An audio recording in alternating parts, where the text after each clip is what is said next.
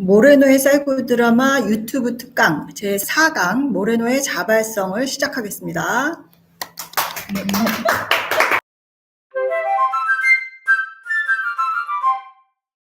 오늘은 모레노의 자발성에 대해서 공부하는 시간인데요. 오늘 발표할 내용의 자료 출처는 2017년에 제가 쓴 모레노의 원저를 근거로 한 사이코 드라마의 이해, 그 다음에 2018년 JL 모레노의 사이코 드라마의 위상, 그 다음에 2019년 모레노의 사이코 드라마 치료의 철학적 토대의 재구성에서 발제를 해서 만든 자료입니다. 오늘은 목차도 좀 준비를 해봤는데요. 일단 자발성이라는 게 뭐냐라는 정의, 그 다음에 이런 자발성을 어떻게 발견했느냐, 그래서 모레노의 자발성 이론은 뭐가 있느냐, 그리고 그 이론에 따르면 자발성은 어떤 것들이 있고, 또 자발성을 검사한다는데 어떻게 하냐, 훈련한다는데 또 어떻게 하냐, 그리고 자발성 학교라는 것도 있더라. 마지막으로 자발성 기법을 적용한 사례를 아주 간단하게 소개만 하려고 합니다. 그래서 여기서는 모레노가 자발성에 대해서 이만큼 해놨다라는 거를 알리는 정도로 생각하시면 되겠어요. 자, JL 모레노의 자발성은 새로운 상황에 적절하게 대처하는 주체의 능력이라고 표현이 되어 있습니다. 제1권에 있고요. 기존의 상황에 새롭게 반응하는 것이라고 나와 있습니다. 지금 이 두 줄에서 중요한 용어가 있어요. 외부 상황이라는 거예요. 그런데 하나는 새로운 상황이고 하나는 기존의 상황이에요. 그래서 흔히 이 두 줄을 그냥 새로운 상황에 적절하게 기존의 상황에 새롭게 반응하게 하는 힘이라고 저는 줄여서 말을 합니다. 이게 도대체 뭘 뜻하는 건지 오지는 않을 거예요. 자, 그래서 모레노 이후의 자발성을 비교를 해보면 이제 알 수가 있는데요. 제가 사이코 드라마티스트들의 자발성에 대한 정리를 해본 겁니다. 블래트너는 열린 마음이다. 주도하려는 의지이다. 이성과 감성을 통합한 요인이다. 또 켈러먼은 실존적인 요인이다. 결국 인간 발달의 최종 목표다. 또 홈즈는 장면을 창조하게 하는 요인이다. 데이트는 놀이를 가능하게 하는 것이다. 카프는 내면화 각본 수정 요인이다. 최현진은 생명력이다. 바르츠는 행동을 결정하는 요인이다 라고 했어요. 이러한 개념들은 각자 내가 모레노보다 자발성을 더 적절하게 정의할 수 있다 라고 해서 내놓은 것들이거든요. 그런데 이렇게 해놓음으로써 가장 큰 문제는 외부 상황을 도입한다는 의의가 사라졌다는 거예요. 우리가 지난 시간에 외부 상황에 반응하게 하는 힘이라는 것을 개인 간 상황에 도입을 하면, 적용을 하면 그것이 텔레가 된다. 결국 자발성과 텔레는 같은 것이다. 이 학자들에 의해서는 밀접성이 소실이 됐었거든요. 그 뜻은 바로 이 외부 상황을 고려하지 않았기 때문에 결국은 개인 간 치료라는 가장 큰 의의, 모레노가 외부 상황을 심리치료에 도입했다라는 것이 여기서도 사라지게 되는 겁니다. 그러면 모레노의 자발성에 대해서 지금부터 알아볼게요. 모레노의 자발성의 발견. 제가 이 사진을 찾기 위해서 가장 액티브한 산생하는 유아의 어떤 그 활동성을 보여주고 싶었는데요. 첫 번째 자발성의 발견은 바로 이런 탄생하는 유아나 아니면 원시시대의 원시인을 보고 모레노가 생각을 했어요.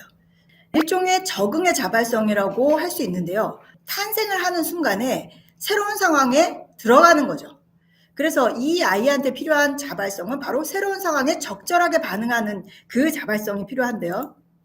유아의 상황을 보면 태네의 상황에서 외부 상황으로 급격하게 이동을 합니다. 우리가 진통을 12시간을 했네, 20시간을 했네 하더라도 아이 입장에서 엄마 뱃속에 있다 밖으로 나오는 거는 순간이에요. 그런데 그 순간에 모든 것이 바뀌죠. 예를 들면 뱃속에 있을 때는 제한적인 상황이었어요. 그런데 밖으로 나오면 그냥 무한한 공간으로 들어오는 거거든요. 그리고 뱃속에 있을 때는 내가 호흡을 하지 않았어요. 그런데 밖으로 나오면 바로 호흡기관을 써야 돼요. 이런 모든 것들이 완전히 180도 다른 상황으로 급격하게 이동을 하는 거거든요. 우리가 어떤 낯선 상황에 간다라고 했을 때 그 상황에 재빨리 필요한 어떤 행동을 한다든지 어떤 반응을 하기가 당연히 어렵고 우리는 일단 쭈뼛쭈뼛 할 거예요. 머뭇머뭇하다가 눈치 보다가 저 필요하겠구나 하고 뭔가를 그제서야 할 거예요. 물론 아주 긴급한 상황이라면 그게 되게 좀 더 짧아지겠죠. 근데 그게 가장 짧은 시간에 워밍업해서 빨리 자발성을 불러일으켜야 하는 게 바로 탄생하는 유아의 상황이에요. 호흡을 내가 해야 되네. 만일 이런 것들을 조금이라도 머뭇거린다. 그러면 얘는 생존할 수가 없어요. 원시인의 상황도 모레노는 마찬가지로 봤어요. 원시인은 계속해서 어떤 위기 상황에 봉착을 하거든요. 그게 어떤 뭐 짐승 때문이든 아니면 어떤 자연 환경 때문이든 뭐 근데 그냥 그대로 있으면 계속 어떤 위험 상황에 노출이 되면서 내가 거기서 생존을 못할 수도 있어요. 그래서 원시인에게 필요했던 것이 어떤 새로운 상황이 오더라도 여기서 생존하기 위해서는 거기에 적절하게 반응하는 것이 필요했던 거죠. 그래서 이렇게 탄생하는 유아 원시인을 보고 인간에게 생존을 하게 하는 요인이 있다. 그것을 자발성이라고 부르자 이렇게 된 거예요. 그래서 다른 말로는 긴급 상황에 대한 준비 상태, 또 뭐 새로운 상황에 적절하게 반응하게 하는 요인, 요 정도로 이제 설명이 되는 거고요. 이것을 제대로 발휘하지 못하면 결국은 적응을 못하게 된다는 거죠. 그 전까지 이 탄생은 정신분석적으로 봤을 때 트라우마라고 취급을 했어요. 그 탄생 자체가 이제 강제로 떨어지는 거잖아요. 엄마 몸에서. 그러다 보니까 그때의 우리 탄생 트라우마라는 것이 있고 뱃속으로 돌아가고자 하는 그 회귀 본능이 있다고 하거든요. 모르는 그거의 정면으로 이제 비판을 하면서 탄생이라는 것은 트라우마가 아니라 9달의 준비 기간이 필요했던 행위의 최종 단계다. 그런데 이 행위를 유아는 배운 적이 없기 때문에 어떤 신경증자라든지 그런 식으로 취급할 것이 아니라 배우지 않은 천재 행위자. 그냥 순간적으로 반응해서 적절하게 대처하고 적응해버리는 행위 천재 이렇게 봤죠. 또 다른 자발성도 있다. 이것은 다른 말로 하면은 비적응의 자발성이에요. 기존의 상황에 새롭게라고 문구를 쓸 수가 있고 종교적인 몰입 상황 그리고 창조적인 발명 상황 대표적인 상황이에요. 말하자면 기존에 반복되는 상황을 마치 처음인 것처럼 그 상황에 생기를 부여하는 능력이거든요. 이렇게 하기 위해서는 주관적 행위자가 실존적으로 몰입하는 것이 필요하다라고 모레노는 말했어요. 요거는 키르케고르의 실존주의 철학을 모레노가 가져와가지고 많이 설명을 하는 부분인데, 주관적 행위자란 예를 들면 기도하는 사람이에요. 기도라든지 뭐 종교적인 그 예식은 똑같은 순서대로 똑같이 반복을 해요. 그런데도 불구하고 오늘도 똑같은 시간에 똑같은 자리에 앉아서 기도를 하지만 마치 처음인 것처럼 이 순간이 오로지 처음인 것처럼 몰입을 하는 거예요. 우리는 단조로운 일상의 반복 속에 살잖아요. 그래서 아무 의미 없는 것처럼 쳇바퀴 돌듯이 살잖아요. 근데 그 삶에 생기를 부여하는 것도 바로 자발성이다라는 거기 때문에 아주 중요하죠. 그래서 만일 이런 자발성을 발휘한다면 보존에 지배당하지 않는 비적응 상태가 된다라는 것인데, 이 보존도 모레노가 이제 자발성의 개념에서 많이 같이 얘기하는 말 중에 하나예요. 보존이라는 것은 뭐 새롭고 이런 것이 아니에요. 이미 완성된 것을 계속 유지하는 거거든요. 그것에 지배당하지 않고 항상 똑같은 것을 하더라도 생기 있게 살아남을 수 있다라는 거죠. 뭐 부적응, 적응, 비적응은 정반합의 관계라고 보면 되고요. 그래서 부적응을 치료하는 적응적인 그런 자발성뿐만이 아니라 비적응까지 내다봤어요. 적응하는 것이 사이코드라마 자체의 목표만은 아니라는 거죠. 이게 적응이 됐으면 이제는 조금 더 창조적인 비적응까지 가는 시야까지 볼 수 있다. 자발성의 이론으로 넘어가겠습니다. 모레노의 자발성 이론은 넓기도 넓고 그다음에 좀 어렵기도 해요. 그리고 기존의 이론들을 조금 알아야지만 이해할 수 있는 것들이 있어서 여기서는 그냥 모레노가 어떠한 것들을 얘기해놨다라는 정도만 소개를 할 건데요. 자발성의 이론이 나오게 된 배경 중에는 일단 프로이트의 결정론이라는 게 있어요. 프로이트의 이제 심리학적 결정론이라고 하는데 우리 심리는 결정된다. 뭐에 의해서? 과거. 물론 맞아요. 그런 부분들이 없지 않아요. 그렇지만 결정되기만 하느냐라고 했을 때는 의문이 생기죠. 그리고 만일 과거에 의해서 그랬다라고 하면은 끊임없이 계속 과거를 거슬러 올라가는 그런 방향으로만 치료가 진행될 수가 있어요. 미래는 어떻게 할 것이냐라는 것에도 또 이제 의문이 생기죠. 물론 이제 프로이트 이후에 이제 그런 부분들을 많이 보완을 하긴 했어요. 이제 지금 같은 경우는 이제 당시에 모레노가 자발성 이론을 내놓을 때 그때의 이론적 배경을 이제 참고를 하셔야겠죠. 그 결정론에는 첫 번째 과거랑 또 하나는 리비도. 리비도라는 것이 에너지 보존 법칙에서 착안을 한 거예요. 어떤 장 안에 에너지는 항상 일정하고 그것이 계속 변형만 하는 것이다. 그것을 프로이트가 심리학으로 적용을 한 거죠. 우리 안에 이 리비도라는 것이 일정량이 있어요. 성욕이라고도 번역을 하는데 그건 에너지예요. 에너지. 이 에너지가 일정량이 있어서 그거를 뭔가를 쓰지를 않으면 다른 방식으로 나오는 거예요. 어떤 욕구가 있는데 그 욕구를 실현하지 못해. 그러면 그게 엉뚱하게 나와서 병리가 생긴다는 거예요. 그런데 이제 모레노가 그걸 비판하는 것은 인간의 심리, 정신에 물리학적인 것을 그대로 적용할 수는 없다. 여기엔 그대로 드러나지 않는 부분이 분명히 있을 것이다. 그래서 결정론이라는 배경과 또 하나는 정반대의 배경인데요. 베르그송이라는 철학자가 있어요. 뭐 생의 약동, 창조적 진화, 막 이런 것들을 얘기하는 사람인데 프로이트와 정반대라고 볼 수 있어요. 일단 모레노는 그렇게 봤어요. 말하자면 모든 것은 결정된다와 모든 것은 계속 창조된다. 모레노 자신도 프로이트와 베르그송을 이렇게 비교를 하면서 둘 다 너무 극단이다. 베르그송에 대해서는 창조를 너무 맹목적으로 숭배했다. 무조건 계속해서 창조적이기만 하냐? 그렇지는 않다. 그래서 크게는 이 두 가지 이론에 대한 비판에서 제3자적 입장으로 자발성 이론을 내놓은 거예요. 그 외에도 뭐 루소의 자연주의적 자발성이라는 것과 뭐 19세기 낭만파의 뭐 예술적 자발성, 이런 자발성에 대한 이론들이 기존에 있었어요. 프로이트와 베르그송은 자발성을 얘기하지 않았어요. 그런데 루소는 자발성을 얘기를 했고 낭만파들도 천재적 예술가들에 대해서 그것을 자발성으로 얘기를 했단 말이에요. 루소의 자발성은 굉장히 자연주의적인 거예요.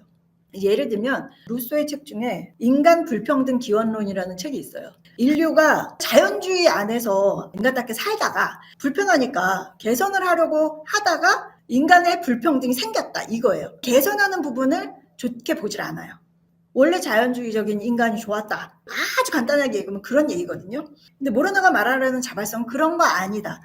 개선해서 우리는 더 좋은 것도 있다. 완성한 거, 보존되는 거 이런 것만이 아니라 두 가지 다 중요하다라는 입장에서 루소에 대해서 반대를 하는 거고, 낭만파의 예술적 자발성은 예술가에 대해만 한정되어 있기 때문에 모든 인간에게 있을 것이다 라는. 그 외에는 또 다른 배경으로 종교라든지 실존주의가 굉장히 치료적인 부분이 있는데 배제했다라는 것이 정신의학, 정신분석, 심리치료에 대해서 모레노가 비판한 부분 중에 하나예요. 그래서 이러한 배경으로 자발성 이론을 이제 내놓게 되죠. 그래서 프로이트의 결정론과 베르그송의 창조론을 두 가지를 종합한 기능적 결정론이라는 것을 내놔요. 우리에게는 결정되는 거 있다. 유전도 있고 환경도 있고 과거 때문에 결정되는 부분이 없지 않다. 그러나 영향은 받되 결정되지는 않는 부분이 있다. 그것을 설명할 것이 바로 자발성이다 라고 얘기를 하는 이론이 바로 기능적 결정론입니다. 그 다음에 리비도에 대해서는 리비도라는 에너지가 있긴 있다. 그런데 그것은 에너지 보존 법칙처럼 변형되면서 병리를 일으킨다고 보기는 어렵다. 우리가 어떤 에너지를 뭔가 결과물로 만들어낼 수는 있다. 예를 들면 나한테 자발성이 있어요. 그랬는데 이 자발성이 나의 창조성을 자극해. 그래서 뭔가를 진짜 만들어내. 그럼 그게 문화 보존물이라는 어떤 결과물이 나와요.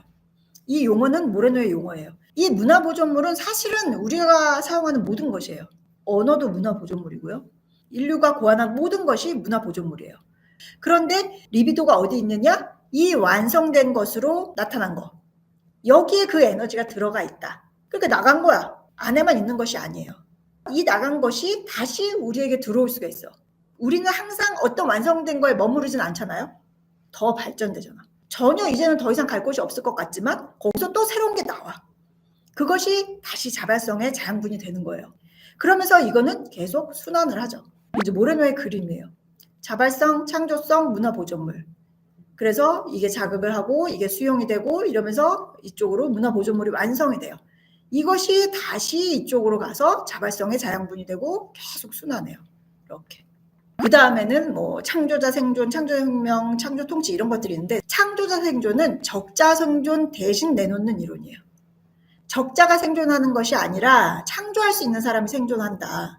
창조는 한 번에서 끝나는 것이 아니라 그 완성된 산물 위에 또 계속해서 창조를 하는 것. 그것만이 우리에게 필요한 혁명이고 지금까지의 뭐 산업혁명, 그 다음에 심리적인 혁명도 이제 정신분석과 함께 있었다고 보는데 그 다음에 올 혁명은 바로 이런 창조적인 혁명이 필요하다라는 거죠. 근데 사실 지금이 그때인 것 같아요. 모든 것이 범람을 하고 근데 모든 것이 있는 것 같기도 하고 없는 것 같기도 하고 새로운 게 계속 나오고 있잖아요. 그 다음에 창조통치라는 것은 이거 약간 정치적인 거예요. 원래 언어로 하면 크리에토크라시라고 해서 데모크라시가 아니라 크리에토크라시예요. 민주적인 정치보다 더 발전된 것을 모레노는 창조적인 정치라고 본 거예요. 이거는 설명 어려워요. 아무튼 이런 식으로 발견은 아주 구체적이고 아주 우리가 현실적으로 와닿을 수 있는 거지만 그걸 통해서 어디까지 갈 수 있느냐가 바로 창조 통치까지인 거죠. 그러면서 이런 것들을 철학으로도 내놨어요. 창조적 행위의 철학이라는 것을 모레노가 썼는데요. 거의 알려지지 않았죠. 이게 자발성 이론을 아주 간단하게 소개한 겁니다. 자발성의 종류가 있어요. 아까 그 낭만주의 자발성, 루소의 자발성, 자연주의적 자발성 이런 것들과 내가 말하려는 자발성을 구별하고자 하는 거예요. 그래서 크게 병리적 자발성과 치료적 자발성이 있어요. 병리적 자발성은 나의 것 그대로의 행동, 감정을 하고 싶은 대로 표출하고 이런 것들이에요. 그 자연주의적이기도 하죠. 원래 국내에서는 이게 더 자발성으로 통했어요. 사이코 드라마적 자발성으로. 그래서 어떤 사이코 드라마에서는 정말 금지된 행동들, 잉여현실이라는 용어를 그렇게 쓰거든요. 현실은 아닌데 현혹된 곳이야. 그래서 여기서는 내가 할 수 없는 그냥 꿈만 꾸던 것들도 마음껏 실현하게 하고 그렇게 실현함으로써 뭔가 자유로워지게 하는 이런 것들을 국내 사이코 드라마라고 할 수 있는데 그래서 막 때리게 하고 이렇게 감정 표출하게 하거든요. 물론 다 그렇진 또 않아요. 근데 모르는 사이코 드라마는 그거를 병리적이라고 오히려 봤어요. 이런 점은 굉장히 중요한 거죠. 차이가 분명히 있기 때문에. 그리고 이런 자발성은 즉각적이고 본능적이고 충동적이라고 봤어요. 그리고 결국은 이것들은 자기 분열과 결국 문화 해체를 초래할 수 있다라고 해서 모레노는 권장하지 않았어요. 대신 치료적 자발성이라는 것을 제시했는데 이 자발성은 반대로 훈련되는 자발성이에요. 자발성이라는 것이 훈련이 되나? 이게 의문이 들 수 있거든요. 뒤에 이제 훈련 얘기가 나올 거예요. 그건 거기서 소개를 해드리고 치료적인 자발성이라는 것은 아까 말한 그 결정론에서 유전이라든지 환경, 과거 이런 것들에 의해서 영향은 받지만 결정되지는 않는 요소가 있다. 그래서 바로 이 요소 때문에 변화라든지 조합이라든지 치환이라든지 뭔가를 선택할 수 있는 이런 가능성들이 형성된다. 그러니까 우리는 맨날 똑같은 상황을 변화시킬 수 있는 거예요. 새로운 상황에 적절하게 뭔가 배워본 적 없지만 할 수가 있는 거야. 그게 바로 이 치료적 자발성이 하게 하는 거죠. 그렇게 해서 뭔가 자발성의 산물이 나오면 그것이 문화가 되고 다시 또 그것이 새로운 자발성의 토대가 되고 그 순환한 사이클이 다시 만들어지죠.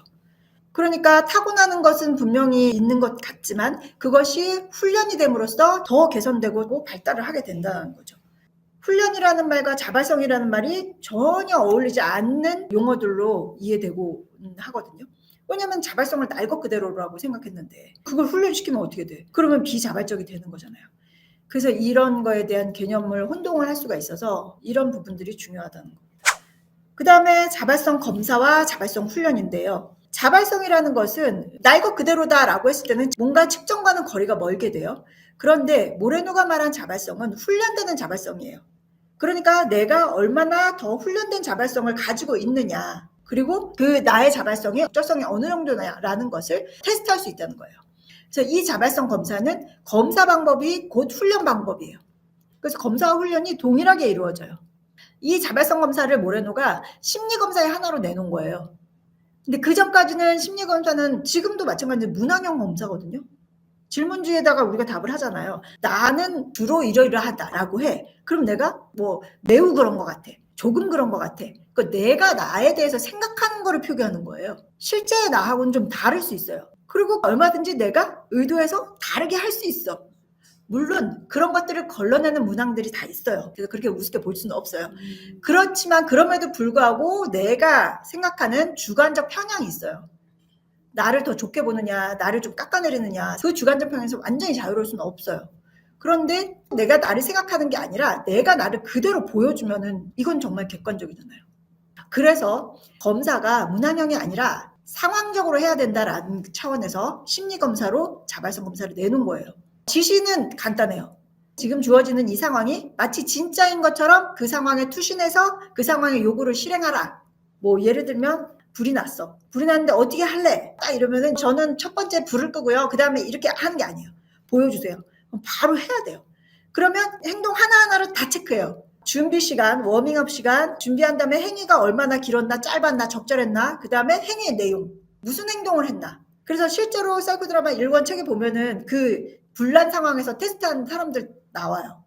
그래서 어떤 사람은 아기를 이쪽에 위험한 데다 던져놓고 불을 끄겠다고 가고 어떤 사람은 자기한테 중요한 뭐 그런 거 챙기느라 구해야 될 대상을 모른 척하고 아무튼 말도 안 되는 실수들을 하거든요. 근데 그 사람들한테 문항형 검사를 했을 때 그런 태도를 거의 보이지 않을 거예요.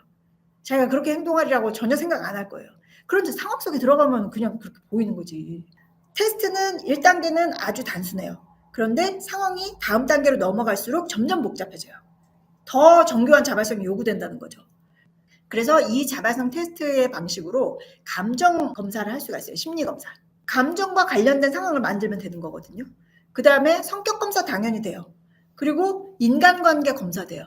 이게 지금 다 상황으로 만들 수 있기 때문에 되는 거예요. 직업 능력 검사 돼요. 기업에서 채용할 때 저는 업무 능력 이걸로 봐야 된다고 봐요. 그 면접은 말이잖아.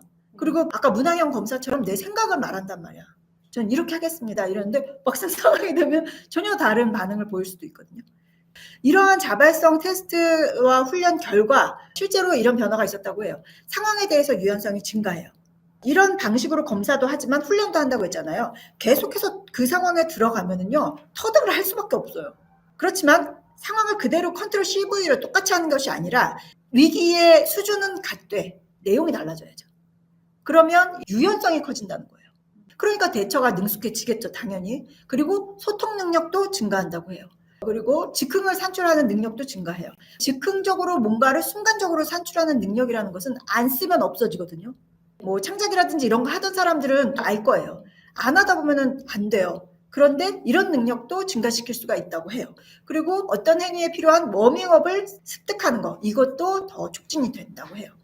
결국은 이 자발성 검사나 훈련이라는 것은 문항형 검사에서 제대로 테스트하지 못하는 부분을 보완할 수 있어요.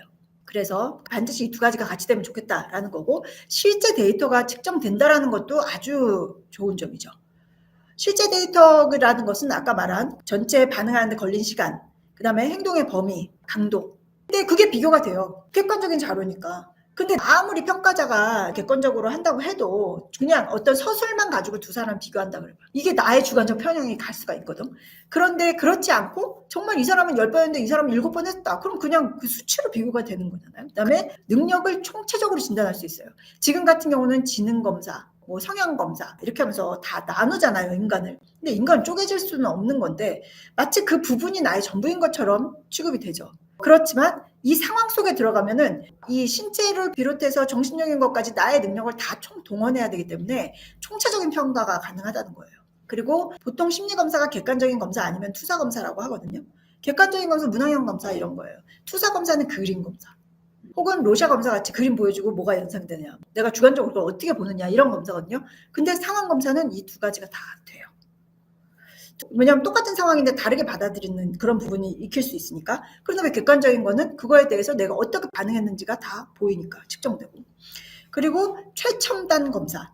모레노가 이거를 만들었을 시기에는 사실 이거 되게 어려웠을 거예요. 실제 기록을 봐도요, 거기에 필요한 인력들이 되게 많아. 행동의 횟수만 체크하는 사람, 말의 내용만 쓰는 사람, 뭐 이런 식으로 나뉘어요. 기록도 녹화를 못하니까. 그런데 우리는 촬영을 해버리면은 내가 계속 다시 보면서 나 혼자 다 할 수 있거든. 심지어 이제 그 범죄심리 안에서 그런 것들 체크하는 프로그램이 있다고 해요. 실제로 이런 부분들은 조금씩 사용되고 있어요. 부분적으로. 유아의 상호작용 검사 같은 거. 상황 검사인데 엄마랑 아이만 둘을 같이 넣고 그래서 아이와 놀이하세요. 그러면 그럼 그 놀이하는 상황을 측정할 수 있는 거예요. 눈을 얼마나 맞추는지, 아이가 어떤 어려움이 됐을 때 엄마는 어떻게 반응하는지 그게 되는 거예요. 아까 여기서 우리가 인간관계 검사할 수 있다고 그랬잖아요. 모아 관계가 딱 해당되는 거고요. 부부도 당연히 그렇게 할 수 있어요. 자발성 학교라는 것을 모레노가 얘기를 했어요. 아까 자발성 테스트와 자발성 훈련이 총체적인 능력을 테스트할 수 있고 총체적인 능력을 길러줄 수 있다고 했잖아요. 그런 것처럼 뭔가 배우는 데 있어도 우리가 그냥 암기만 하고 머리만 쓰는 그런 배움이 아니라 자발성을 기반으로 한 총체적으로 배울 수 있는 학교를 설립하자. 직접적으로 그 다양한 상황 속에서 다양한 능력을 습득시키고 발휘할 수 있게 하는 그런 교육인 거예요. 학습 상황은 그러니까 부분적으로 이미 방향이 모레노가 예견한 그 방향대로 가고 있어요. 영어학원 요즘에는 다 시츄에이션을 하지 않아요?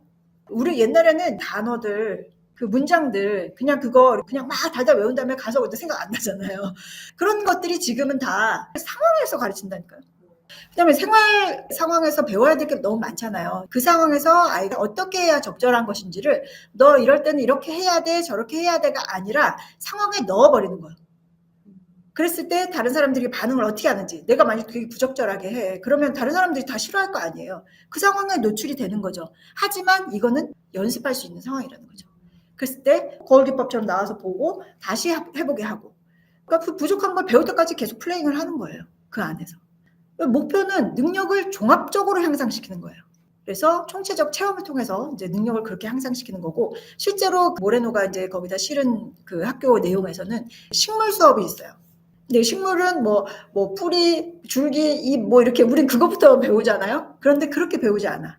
식물을 키우는 것부터 해요. 식물과 가까워지고 이런 것부터 배우면서 그 식물이 어떻게 하면 살아남고 어떻게 하면 죽는지, 만일 잎부분이 시들어가 그때 이제 잎을 배우는 거예요.